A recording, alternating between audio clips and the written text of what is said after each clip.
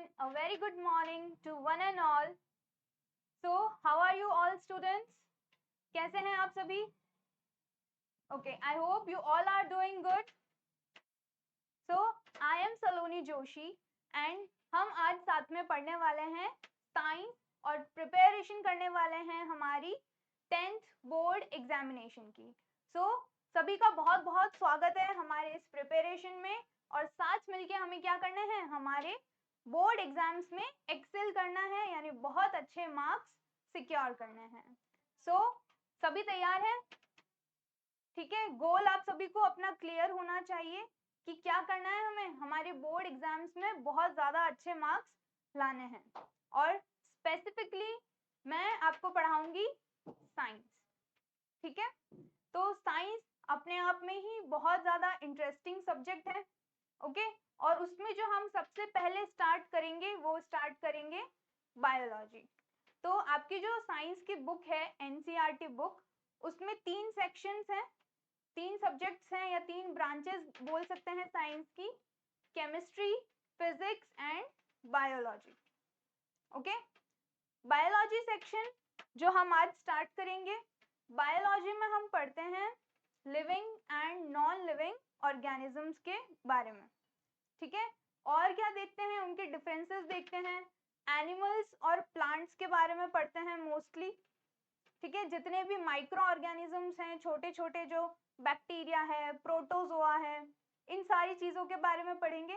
तो जितनी भी लिविंग थिंग्स हैं उनके बारे में हम बायोलॉजी में स्टडी करेंगे.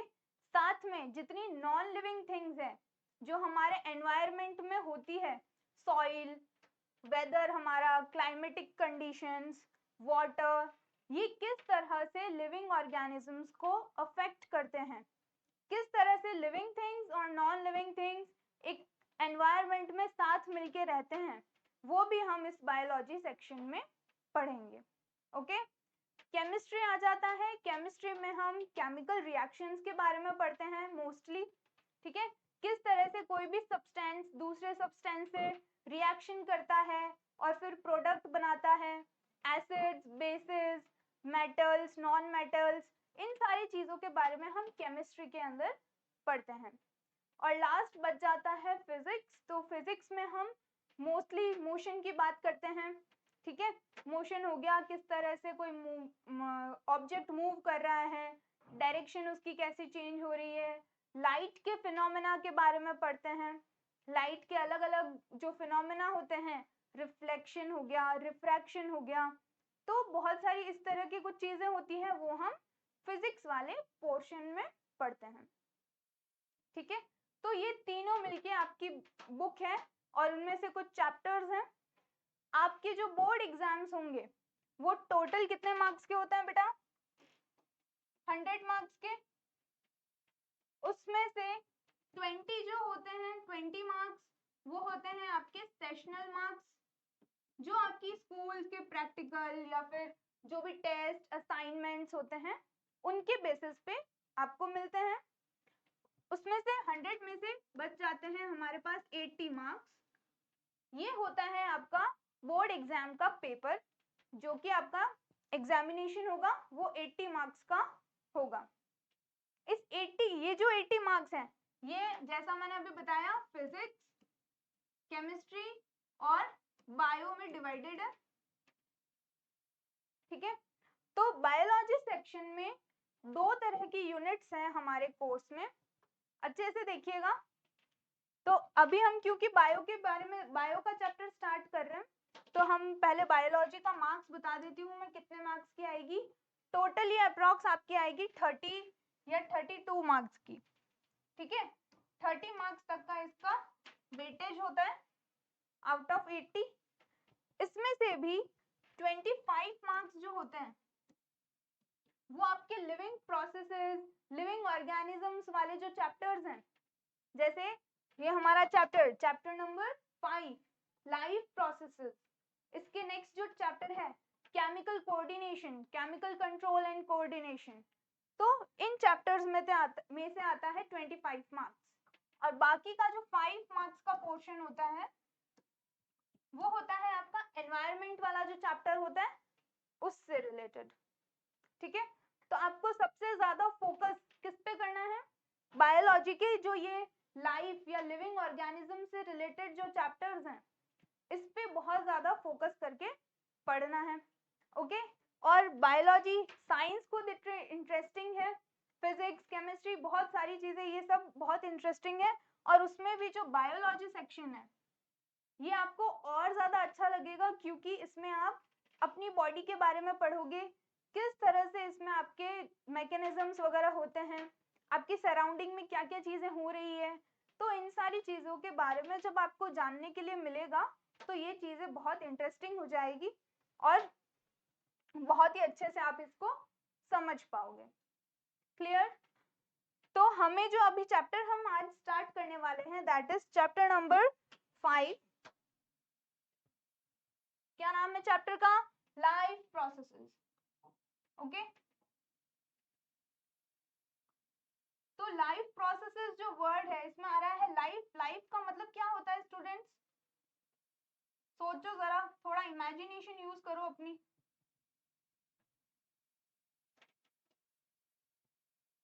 देखिए हम students, listen here, chapter start करने से पहले एक चीज बता देती हूँ कि जब भी हम साइंस पढ़ रहे हैं या साइंस का कोई टॉपिक पढ़ रहे हैं या बायो पढ़ रहे हैं, ये तो हम इमेजिन कर ही सकते हैं क्योंकि बायोलॉजी तो हमारे आसपास की जो चीजें हैं हम खुद हैं उसी से रिलेटेड है। तो इसे जब पढ़ते हैं तो हमें हमारी इमेजिनेशन क्रिएटिविटी बहुत ज्यादा यूज करनी पड़ती है। ठीक है, मैंने आपको कोई सिचुएशन दी तो आप उसको खुद सोच के देखिएगा कि ऐसी सिचुएशन में क्या हम देख सकते थे या फिर क्या हो सकता है। ठीक है, तभी आपको क्या होंगे, कुछ क्वेश्चंस अराइज होंगे, आप वो क्वेश्चंस मुझसे पूछेंगे तो और अच्छे से वो कॉन्सेप्ट क्लियर हो जाएगा आपको। ठीक है, अदरवाइज सिर्फ मैंने आपको बता दिया ऐसा ऐसा करने से ये होता है तो फिर वो सारी चीजें तो आप समझी नहीं समझी आपको रटनी पड़ सकती है। ओके, तो आप खुद भी अपनी इमेजिनेशन यूज कीजिएगा और उसके साथ साथ हम तो बहुत अच्छे से पढ़ेंगे। So let's start our chapter number 5, life processes. So life word बेटा किससे रिलेटेड होता है? लाइफ किस में होती है? लाइफ मतलब किसी का जीवन। ठीक है, तो किस में होता है? लिविंग थिंग्स में। तो लाइफ वर्ड जो है वो किससे रिलेटेड है?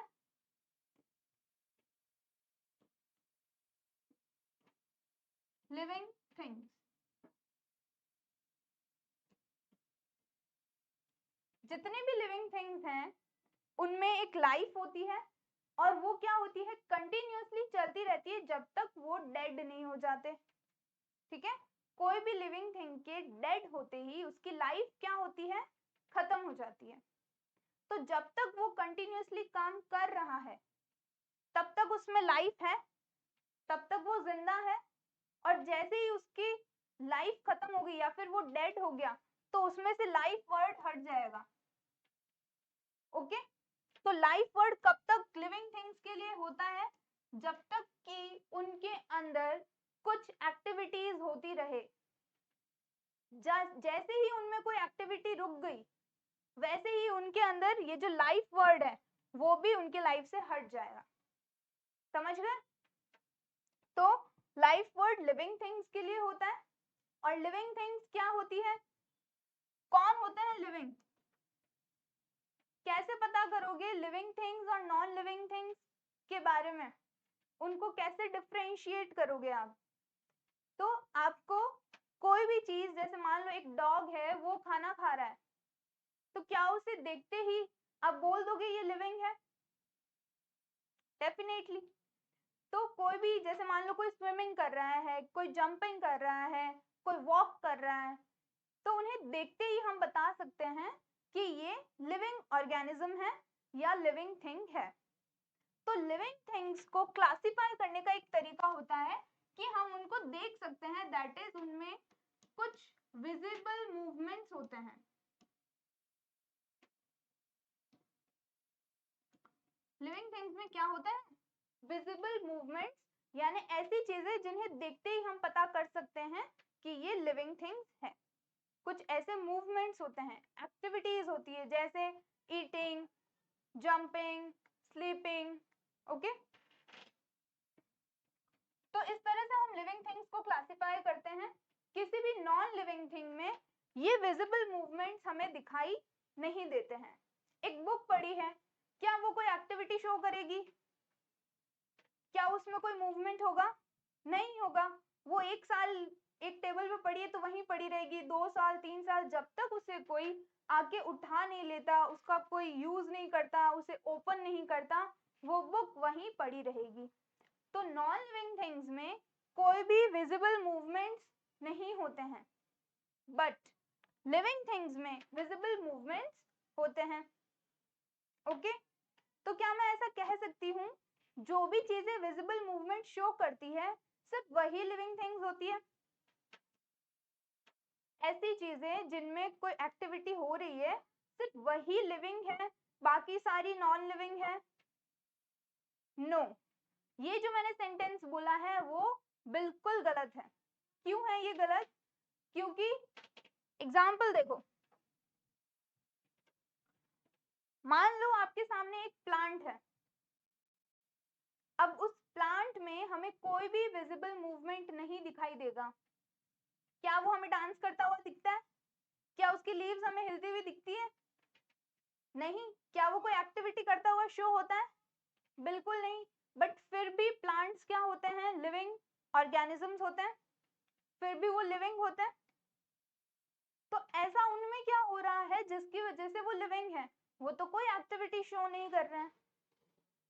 तो हम इससे ये ऑब्जर्व करते हैं कि लिविंग थिंग्स को सिर्फ ऐसे बोलना या फिर इस तरह से कहना कि विजिबल, जिन ऑर्गेनिजम्स में विजिबल मूवमेंट्स होते हैं वही लिविंग होती है, तो ये कहना क्या है? बिल्कुल गलत है। ठीक है, क्योंकि ऐसे भी लिविंग ऑर्गेनिजम्स होते हैं जो कोई एक्टिविटी शो नहीं करते हैं, लेकिन उनमें कुछ तो ऐसा होता होगा जिसकी वजह से वो लिविंग है। तो हर एक लिविंग ऑर्गेनिज्म में कुछ प्रोसेसेस चलते हैं जिसकी वजह से वो ऑर्गेनिज्म जिंदा रह पाता है और इसीलिए उन्हें हम लिविंग बोल पाते हैं। तो वो प्रोसेसेस क्या होते हैं?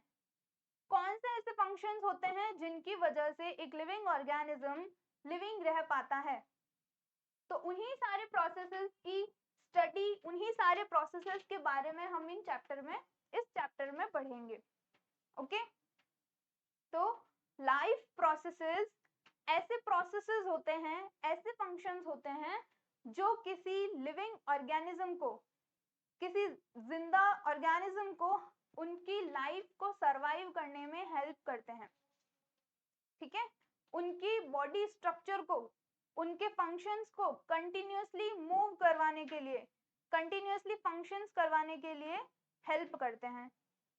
ठीक है, तो इस चीज को हम पढ़ते हैं थोड़ा डिटेल में एग्जांपल्स के थ्रू। जैसे यहाँ पे आपको दिख रहा होगा एक डायग्राम है, इसमें एक ह्यूमन बीइंग है और एक डॉग है, दोनों क्या कर रहे हैं? खाना खा रहे हैं।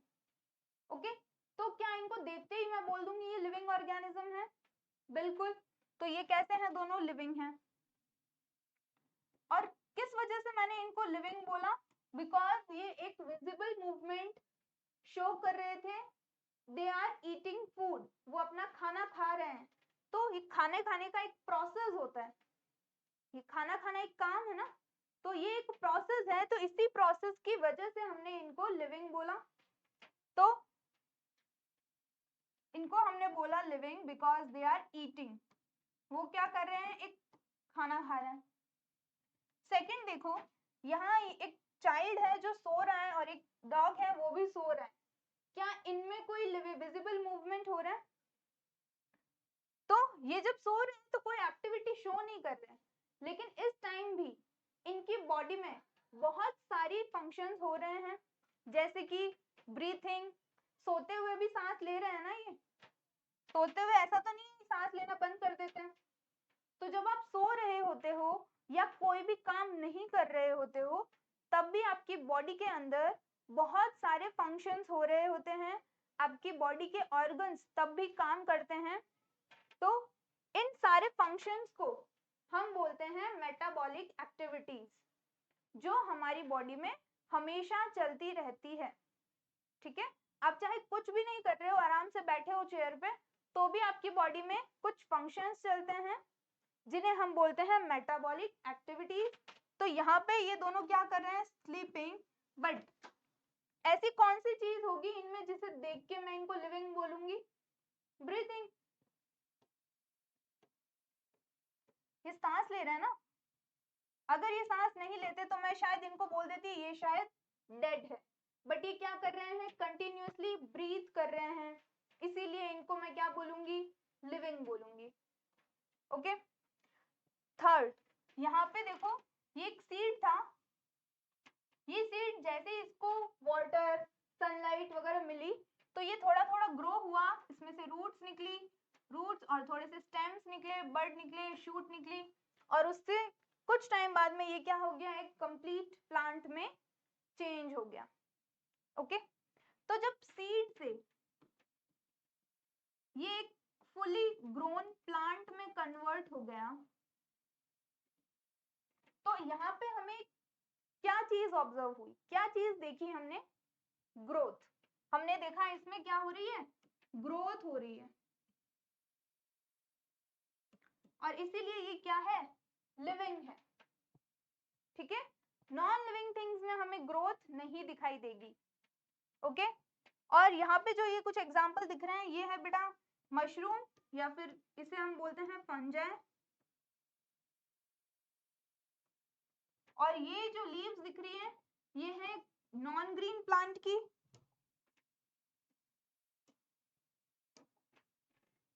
ये एक नॉन ग्रीन प्लांट है जिनकी लीव्स जो होती है वो ग्रीन नहीं होती है। ठीक है, तो सिर्फ ग्रीन प्लांट ही लिविंग नहीं होते, जिनकी लीव नॉन ग्रीन है वो भी लिविंग होते हैं। और ये मशरूम है, ये ना तो प्लांट होते हैं ना एनिमल होते हैं, ये एक अलग ही इनकी क्लास है, अलग फाइलम होता है, इसको हम रखते हैं फंगस के अंदर, FUNGI, फंजाई। ओके, तो यहाँ मैंने देखा अलग अलग लिविंग ऑर्गेनिजम्स को, अगर वो कुछ एक्टिविटी कर रहा है तो वो लिविंग है, उस कुछ नहीं कर रहा है तो भी उसकी बॉडी में कुछ प्रोसेस चल रहे हैं, इस वजह से वो लिविंग है। कुछ ऐसी चीजें होती है जो हमें दिखाई नहीं देती, नॉन विजिबल मूवमेंट्स। ठीक है, तो जब नॉन विजिबल मूवमेंट्स की बात करते हैं, नॉन विजिबल मूवमेंट क्या होते हैं, जो मूवमेंट हमें दिखाई नहीं दे रहे, जो एक्टिविटीज हमें नहीं होती हुई दिख रही, वो नॉन विजिबल।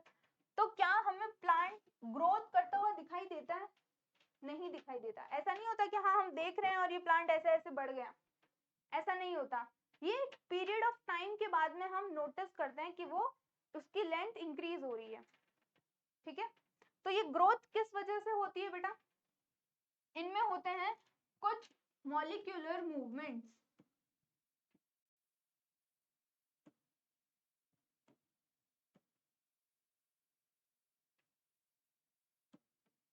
मॉलिक्यूलर मूवमेंट्स क्या होते हैं, विजिबल मूवमेंट तो होते ही हैं सारे लिविंग थिंग्स में, विजिबल मूवमेंट्स के साथ साथ मॉलिक्यूलर मूवमेंट्स भी होते हैं जो उस लिविंग थिंग को, उस ऑर्गेनिज्म को हमेशा जिंदा रखते हैं। ठीक है, इन मॉलिक्यूलर मूवमेंट्स की वजह से हर लिविंग ऑर्गेनिज्म के अंदर अलग अलग फंक्शंस होते रहते हैं। ठीक है, अब मॉलिक्यूलर मूवमेंट्स जैसे कि हमें पता है, देखो ऑर्गेनिज्म जो होता है, कोई भी ऑर्गेनिज्म, वो ऐसा तो नहीं है एक कंप्लीट ऑर्गेनिज्म हमेशा से ऐसा ही होता है। ऑर्गेनिज्म से पहले उसका एक ऑर्गन सिस्टम बनता है,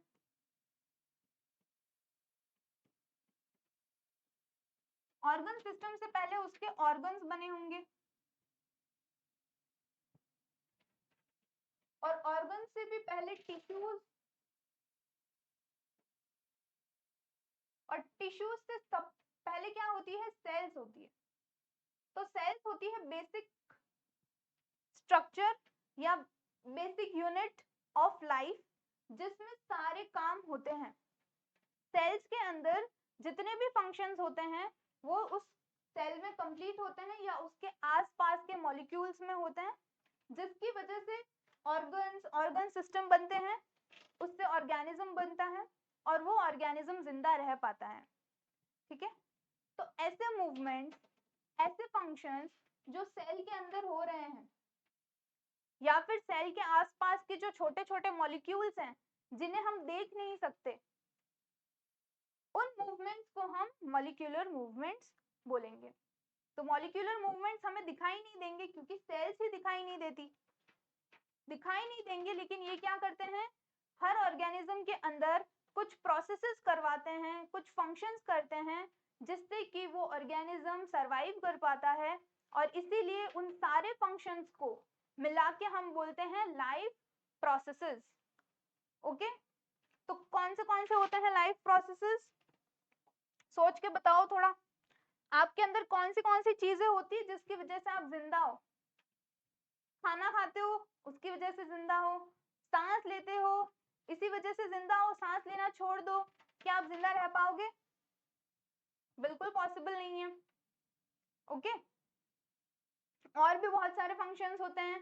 आपके हार्ट से सर्कुलेशन होता है, ब्लड फ्लो होता है आप में। ठीक है, तो इस तरह के कुछ फंक्शंस होते हैं हर एक ऑर्गेनिज्म में जो उसे इस एनवायरनमेंट में लिविंग रहने में हेल्प करते हैं, सरवाइव करने में हेल्प करते हैं। ठीक है, उन फंक्शंस को हम लाइफ प्रोसेसेस बोलते हैं। Clear to everyone? So what are life processes?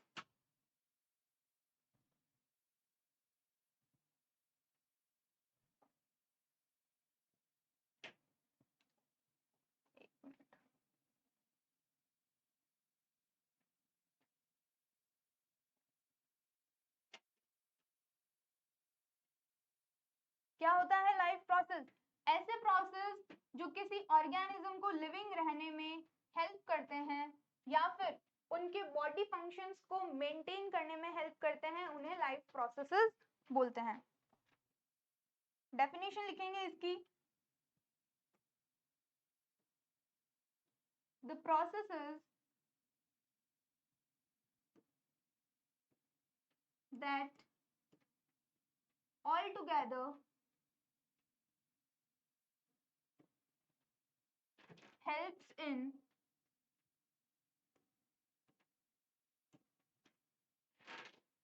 maintenance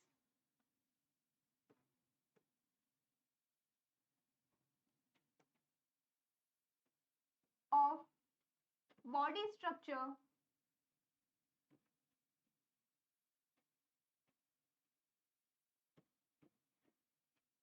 and basic functions.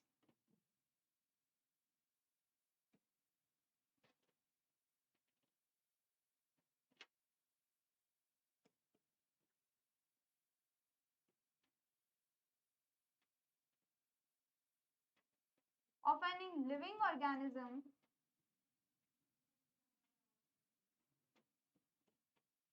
are known as life processes. ऐसे प्रोसेसेस जो एक साथ मिलके हेल्प करते हैं किसी लिविंग ऑर्गेनिज्म के बॉडी स्ट्रक्चर को मेंटेन करने में और उसके बेसिक फंक्शंस को मेंटेन करने में, उन प्रोसेसेस को हम बोलते हैं लाइफ प्रोसेसेस। ये इसकी एक सिंपलेस्ट डेफिनेशन हो जाती है। ओके एवरीवन, नाउ अब आपको करना है कि आपकी बॉडी जैसी है वैसी ही रहे। आपका अगर कोई इंजरी हो गई है तो आपको क्या जरूरत है, उसे रिपेयर करने की जरूरत है। आप चाहते हो ना कि आपकी जो इंजरी हो जाए, जो वाउंड हो गया है, कहीं लग गई है, तो वो जल्दी से ठीक हो जाए। तो उसके लिए किस चीज की जरूरत होती है हमें? रिपेयर करने की। तो रिपेयर के लिए क्या चाहिएगा? Raw material. बाहर से कुछ चीजें चाहिएगी हमारी बॉडी के अंदर जिससे कि फिर से हमारा अगर कोई इंजरी हो गई है किसी पार्ट पे, वो सही हो जाए। तो हमें सराउंडिंग से चाहिए होता है रॉ मटेरियल। क्यों चाहिए रॉ मटेरियल? पहली चीज, फॉर रिपेयर। अगर हमारी बॉडी पे किसी ऑर्गन को कोई इंजरी हो गई है, कोई ऑर्गन डैमेज हो गया है, ठीक है, कोई सेल्स डैमेज हो गई है, तो उन्हें रिपेयर करने की जरूरत है। रिपेयर के लिए चाहिए रॉ मटेरियल। दूसरी चीज कौन सी है रॉ मटेरियल के लिए? दूसरी चीज रॉ मटेरियल क्यों चाहिए? ग्रोथ के लिए। हम क्या हैं, कंटिन्यूअसली ग्रोथ करते हैं, और ग्रोथ के लिए जरूरी है कुछ रॉ मटेरियल। अगर आपको कोई वॉल बिल्ड करनी है, तो एक दीवार बनानी है, तो उसके लिए क्या चाहिएगा, कुछ रॉ मटेरियल्स चाहिएंगे। बिना रॉ मटेरियल्स तो हम उनको नहीं बना पाएंगे ना एक दीवार। तो वैसे ही हमारी बॉडी को भी ग्रोथ करवाने के लिए, डेवलप करवाने के लिए कुछ रॉ मटेरियल्स चाहिए होते हैं। उसके लिए हमें जरूरत होती है फूड की, क्योंकि रॉ मटेरियल्स बाहर से मिलेंगे, और किस फॉर्म में मिलेंगे, फूड के फॉर्म में। ठीक है, और क्यों मिलेंगे फूड के फॉर्म में अभी हम आगे देखेंगे। तो पहला पॉइंट है कि हमें चाहिए रॉ मटेरियल, क्यों चाहिए, रिपेयर और ग्रोथ करने के लिए। ठीक है, ये इंपॉर्टेंट है। दूसरी चीज जो हमें चाहिए वो है एनर्जी।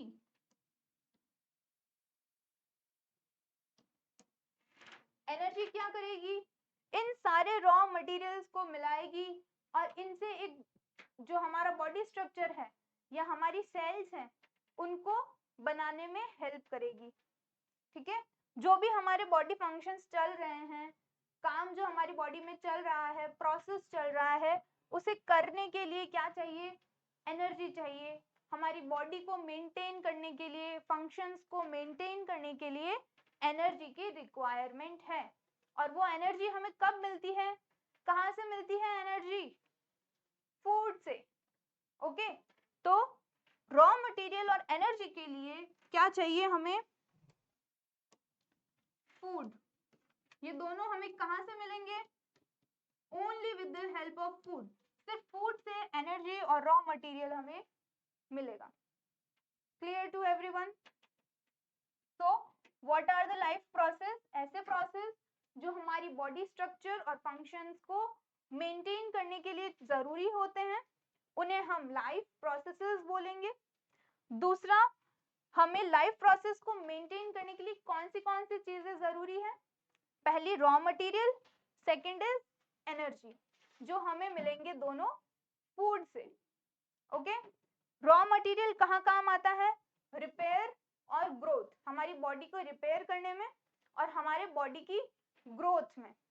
और एनर्जी हमारे बॉडी फंक्शंस को मेंटेन करने के लिए, और हमारे बॉडी के जितने भी प्रोसेस हैं वो हमेशा ऐसे ही कंटिन्यूअसली चलते रहें, उसके लिए एनर्जी रिक्वायरमेंट होता है। यहां तक सबको क्लियर है। तो कौन से होते हैं लाइफ प्रोसेस, ऐसी कौन से प्रोसेस होते हैं जो ऑर्गेनिज्म के सर्वाइवल में हेल्प करते हैं, तो उनके नेम्स लिख लेते हैं पहले।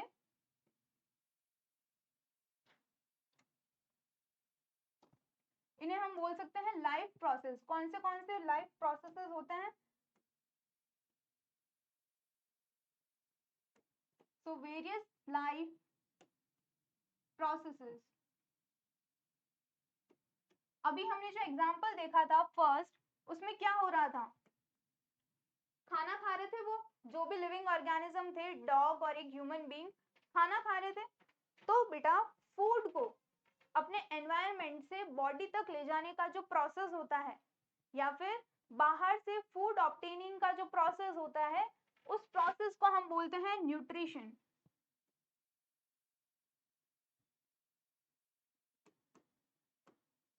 ओके, न्यूट्रिशन का मतलब हो गया कि आप अपनी बॉडी में फूड चाहिए, एनर्जी चाहिए, तो एनर्जी के लिए आपको बाहर से कुछ फूड लेना पड़ेगा, उस प्रोसेस को हम बोलेंगे न्यूट्रिशन। सेकंड एग्जांपल आपने देखा था, वो ह्यूमन बीइंग और जो डॉग था वो दोनों सो रहे थे, कोई विजिबल मूवमेंट शो नहीं कर रहे थे। तो उनमें ऐसा कौन सा प्रोसेस चल रहा था जिसे हमने देखा और हमें पता चला वो लिविंग है, ब्रीथिंग, सांस लेने का प्रोसेस। तो जब हम सांस लेते हैं, ब्रीथिंग करते हैं, तो क्या होता है उस टाइम, ऑक्सीजन बाहर से हमारी बॉडी के अंदर आ जाती है। तो ब्रीथिंग क्यों जरूरी होती है, ठीक है, तो ब्रीथिंग जो प्रोसेस है उसकी वजह से या उसकी हेल्प से हम ऑक्सीजन को हमारी बॉडी में लेते हैं, और ये ऑक्सीजन फूड का ब्रेक डाउन करने में हेल्प करती है, और उस ब्रेक डाउन करने के बाद, उस फूड को ब्रेक डाउन करने के बाद में उससे एनर्जी ऑब्टेन की जाती है। ठीक है, ऐसा नहीं होता कि हमने फूड खा लिया और अपना आप उसमें से एनर्जी बन जाएगी। फूड अपनी बॉडी में जाने के बाद उसको ब्रेक डाउन किया जाता है और फिर उससे एनर्जी ऑब्टेन की जाती है। तो इस पूरे प्रोसेस को हम बोलते हैं रेस्पिरेशन। तो जो सेकंड प्रोसेस हमारे लिए जरूरी है वो है रेस्पिरेशन। क्या होता है respiration? Intake of oxygen and breaking down of food to obtain the energy.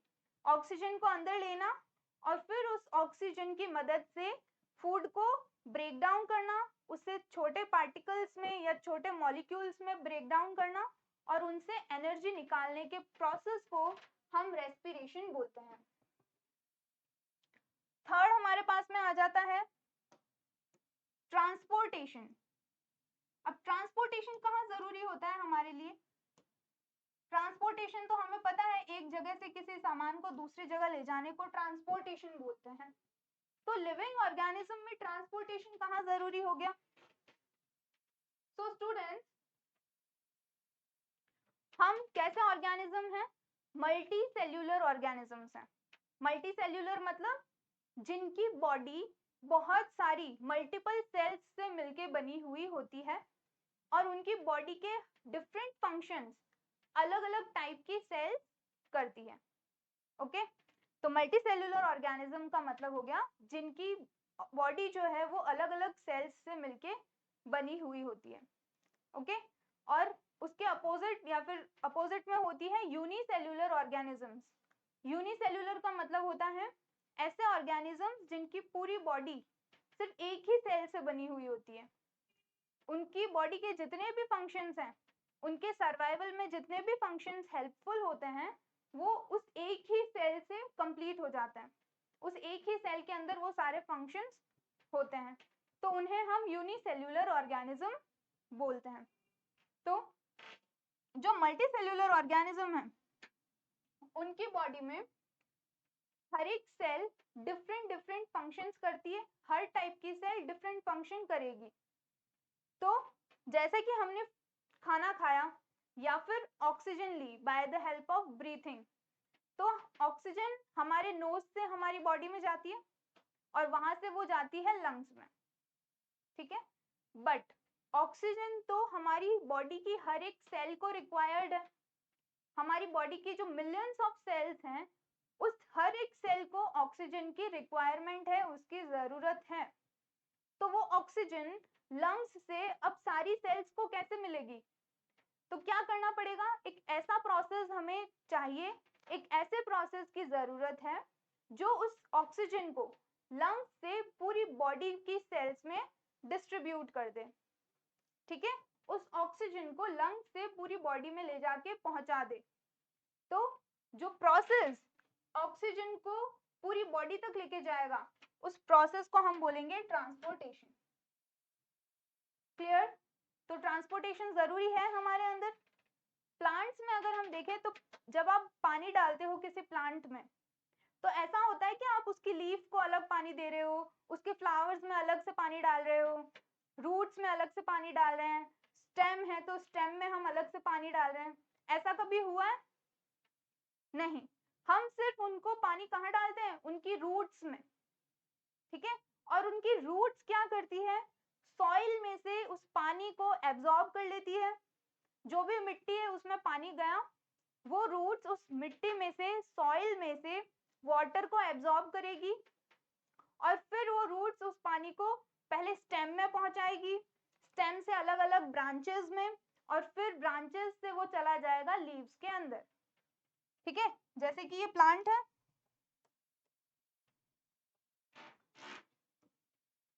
तो प्लांट्स की रूट्स होगी, रूट से यहाँ स्टेम, ये अलग अलग ब्रांचेस और यहाँ पे डिफरेंट लीव्स।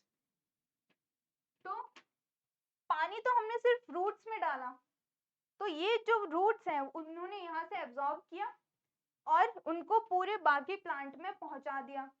तो इसके लिए हमें क्या जरूरत है? ट्रांसपोर्टेशन सिस्टम की जरूरत है। इस वाटर को पूरे प्लांट में डिस्ट्रीब्यूट करना है, इसीलिए हमें ट्रांसपोर्टेशन सिस्टम की जरूरत पड़ती है। समझ समझ में आ गया कहाँ होता है हमारी बॉडी में transportation? Okay, so transportation is necessary for our survival. Fourth जो प्रोसेस हम पढ़ते हैं दैट इज एक्सक्रीशन। अब एक्सक्रीशन कहाँ होता है, क्या होता है एक्सक्रीशन? तो हमने अभी पढ़ा कि हमें एनर्जी के लिए फूड की जरूरत है, फूड लिया by the process of nutrition. वो फूड जब हमारी बॉडी में गया तो हमने ऑक्सीजन ली बाहर से, एनवायरनमेंट से ऑक्सीजन ली, उस ऑक्सीजन की मदद से हमने उस फूड का ब्रेक डाउन किया और उसमें से एनर्जी निकाली, एनर्जी मिल गई। उस एनर्जी को पूरी बॉडी में क्या कर दिया, ट्रांसपोर्ट कर दिया, ऑक्सीजन को पूरी बॉडी में ट्रांसपोर्ट कर दिया bye the help of transportation. अब जब एनर्जी बनती है किसी भी फूड का जब ब्रेक डाउन होता है तो एक तो बनती है एनर्जी, फूड के ब्रेकडाउन से एनर्जी मिलेगी, उसके साथ साथ कुछ बाय प्रोडक्ट्स भी बनते हैं। ठीक है, ये क्या होती है फूड के ब्रेकडाउन, कैसे होता है फूड का ब्रेकडाउन? केमिकल रिएक्शन से बेटा। हमारे अंदर जितने भी प्रोसेस होते हैं वो केमिकल रिएक्शन से ही होते हैं। ठीक है, फूड में जब ऑक्सीजन रिएक्ट करती है, उससे रिएक्ट करके उसको ब्रेक डाउन करती है और उससे एनर्जी निकालती है, तो ये एक केमिकल प्रोसेस के थ्रू होता है। तो जब एनर्जी बनती है तो उसके साथ में कुछ बाय प्रोडक्ट्स भी बनते हैं।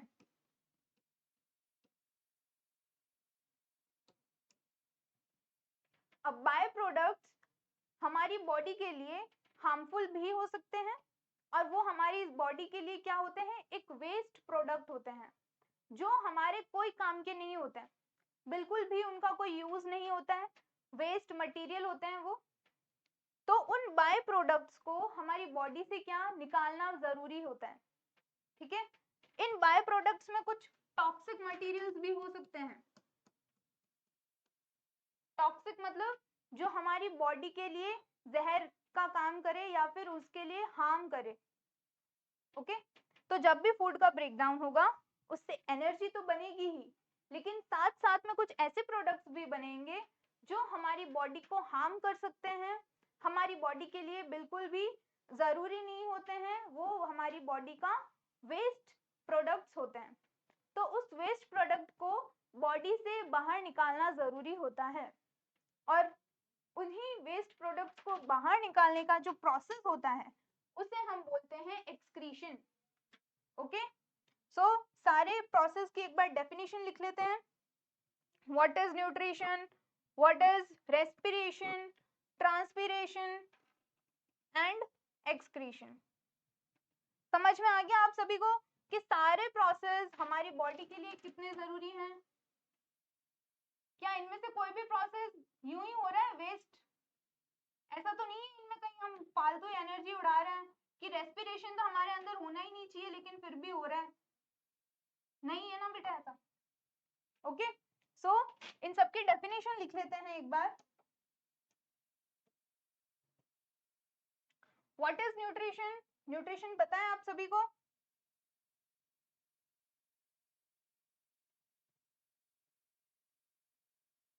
Nutrition is the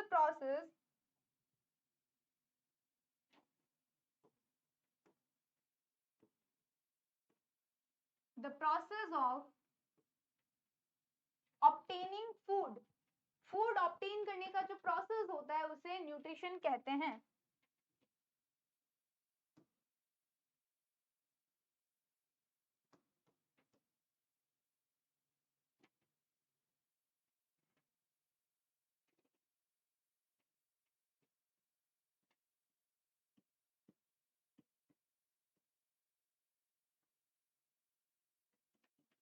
okay, second is respiration. क्या बताया था? रेस्पिरेशन ऑक्सीजन लेना और उस ऑक्सीजन की हेल्प से फूड का ब्रेक डाउन करना और उससे एनर्जी ऑब्टेन करना। तो रेस्पिरेशन को बोलेंगे process of obtaining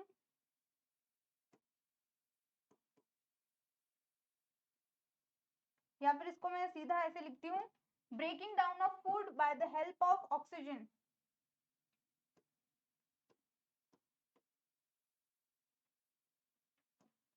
breaking down of food, food को ब्रेक डाउन करते हैं किसकी मदद से? ऑक्सीजन की मदद से।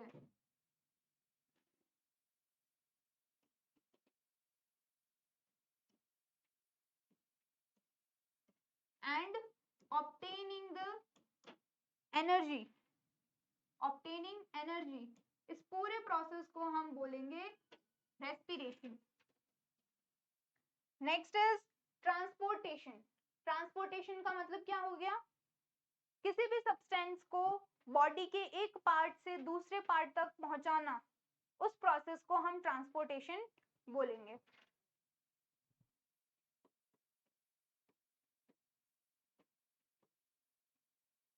The process of transporting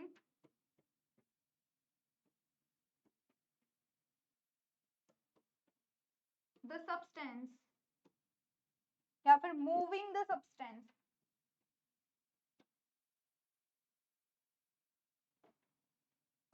the process of moving the substance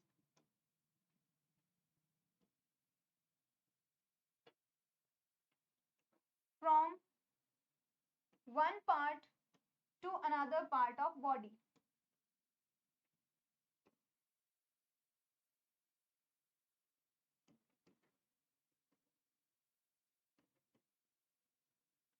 इस पूरे प्रोसेस को हम बोलते हैं transportation. And last is excretion. Excretion क्या होता है? The process of removal of waste material from the body is known as excretion.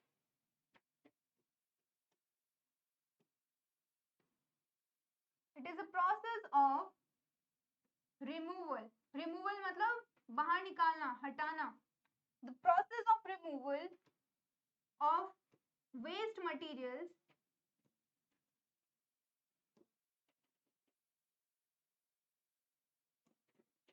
from body, body से किसी भी वेस्ट प्रोडक्ट को, वेस्ट मटेरियल को बाहर निकालने के जो प्रोसेस होता है उसे हम बोलते हैं एक्सक्रीशन।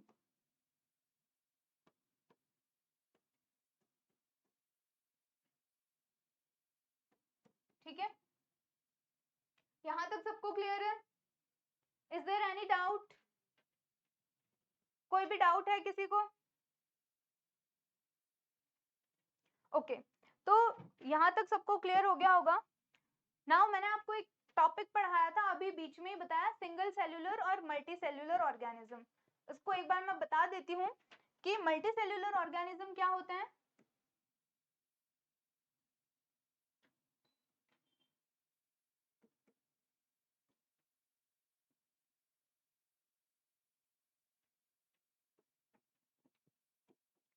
तो बेटा ऐसे ऑर्गेनिजम्स जिनकी body millions of cells, multiple cells से मिलके बनती है, उन्हें मल्टी सेल्यूलर ऑर्गेनिज्म बोलते हैं। Organisms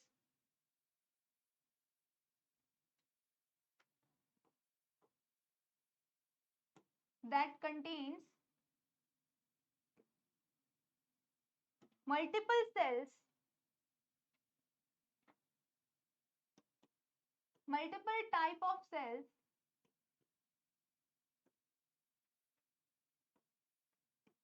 in their body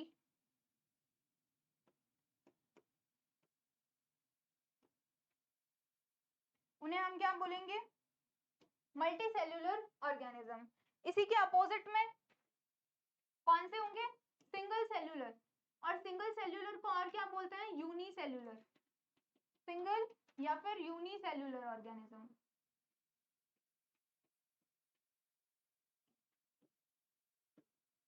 uni का मतलब होता है वन या फिर सिंगल। तो ऐसे ऑर्गेनिज्म जिनकी पूरी बॉडी एक ही सेल से मिलके बनती है उन्हें यूनिसेल्यूलर ऑर्गेनिज्म बोलते हैं। organisms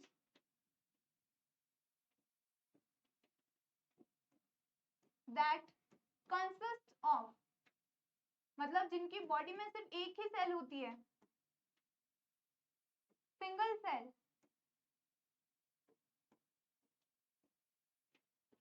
इन देयर बॉडी, उन्हें हम यूनिसेल्युलर ऑर्गेनिज्म बोलते हैं। पहला पॉइंट तो ये। दूसरा पॉइंट, मल्टीसेल्युलर ऑर्गेनिज्म में सारे फंक्शन स्पेशलाइज्ड सेल्स से होते हैं। हर एक स्पेसिफिक फंक्शन हर एक स्पेशल सेल से किए जाएंगे। ओके, तो functions, different functions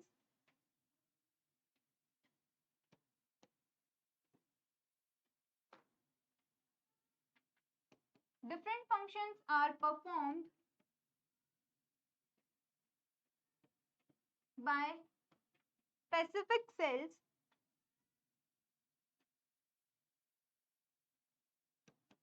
or tissues।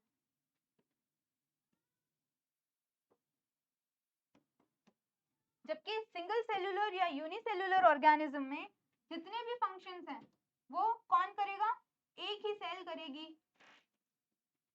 All the functions, क्योंकि उनकी बॉडी में है ही एक ही सेल है, तो उस सारे काम उसी को करने पड़ेंगे। So all the functions are performed by single cell.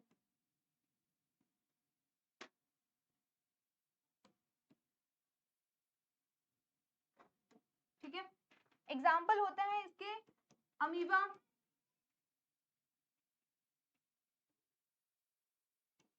Paramecium,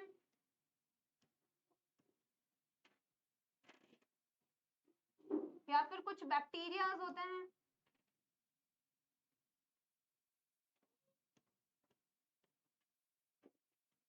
ठीक है, और मल्टीसेल्युलर ऑर्गेनिज्म तो आपको पता ही होंगे, जितने भी एनिमल्स हो गए, ह्यूमन बीइंग्स, कुछ फंगस,